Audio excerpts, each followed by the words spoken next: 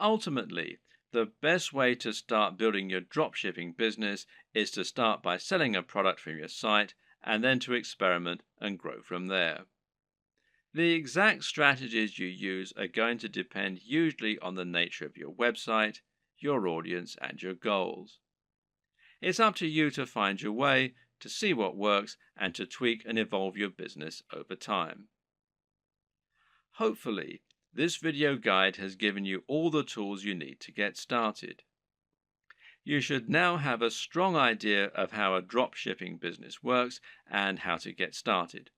And you should now have a grasp on how to encourage products to grow, how to choose items that are likely to sell, and how to find the right market and audience for what you're selling.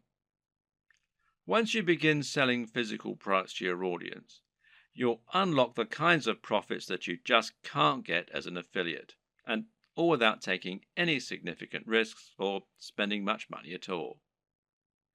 And I wish you every success.